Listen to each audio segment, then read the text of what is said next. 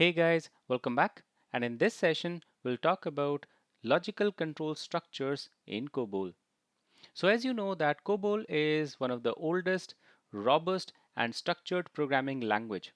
And structured program generally use logical control structure to specify the order in which instructions are executed. These structures are same for all programming language. So in case if you learn how to apply them in COBOL, then you can very well apply them in any of the other modern programming language. The only difference would be the syntax, which is specific to a programming language that you are using to write your program. Apart from that, the terminology will remains absolutely same. So the four logical control structure are sequence, selection, iteration, and case structure. Now let's talk about each category one by one so that you can understand the terminology, and then we're going to look into how you can implement that in your COBOL program. So first one is sequence. So in sequence, the instructions are processed or executed in a specific order or sequence, that is step-by-step execution.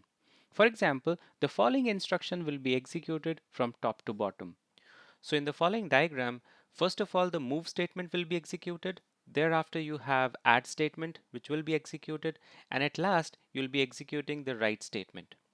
Now, let me showcase an example so that you can understand how exactly the statements are executed in a sequence. So in this example, we have a procedure division, so which is being extracted from an actual program. And there is a paragraph called A001 hyphen calc hyphen month hyphen sal.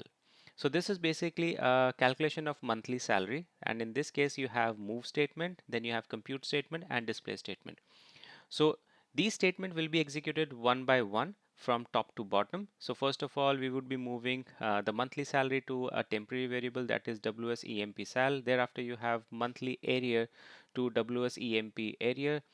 Thereafter, you have bonus, which will be moved to a temporary field, that is WSEMP bonus. And thereafter, we are just using a compute statement to sum up all these and store the result in total monthly salary field. And at last, we would be executing the display statement, which will display employee monthly salary in spool. Now let's move on to our next logical control structure, that is selection. So selection is a logical control construct that execute instruction depending on the condition. It is also called as if then else logical control structure. So in the following example, you have move statement that will be executed first, and after that, based on a condition, that is if then else statement, either add statement will be executed or write statement will be executed. Now let me showcase that with the help of an example. So if you look at the right hand side of your screen, again we have the same procedure division which is extracted from actual COBOL program, and you have a paragraph that is A001 hyphen calc hyphen month hyphen salary. So in this paragraph you have couple of move statement, and there is one move statement that is initializing employee bonus with zeros. That is again a figurative constant that I've used in this case. After that, based on employee grade, I am moving the employee bonus to temporary employee bonus variable, right? So if my grade is 3, in that case only I would be moving this EMP bonus value to temporary bonus variable. And finally, at the end, I would be doing a compute statement. I'm using a compute statement to calculate the total salary amount. And again, I'm using a display statement that is just displaying your total salary amount in spool. Now let's talk about our next logical control structure, that is iteration. So iteration is a logical control structure used for specifying the repeated execution of a series of statement or steps. So in the following diagram, first of all the move statement will be executed, and after that the read statement will be executed continuously in a loop till the time the condition is satisfied.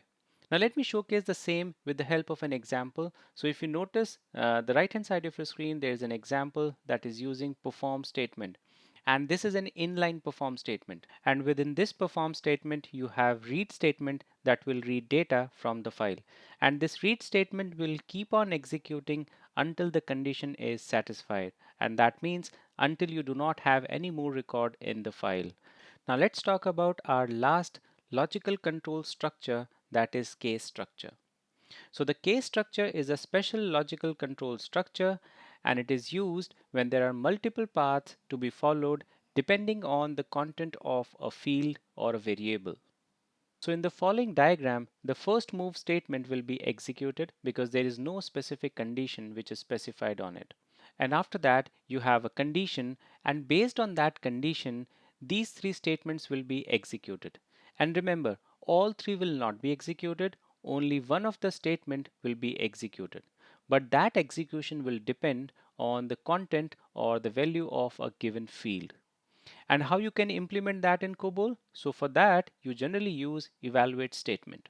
So in the following example, if you notice, we have a paragraph called A001-calc-month-salary. So in this case, we have used the evaluate statement that says evaluate true, followed by a couple of when statements. And these when statements are used to specify the possible values for this particular field.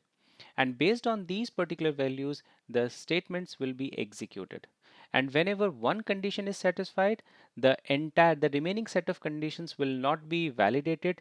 It is simply bypassed, right?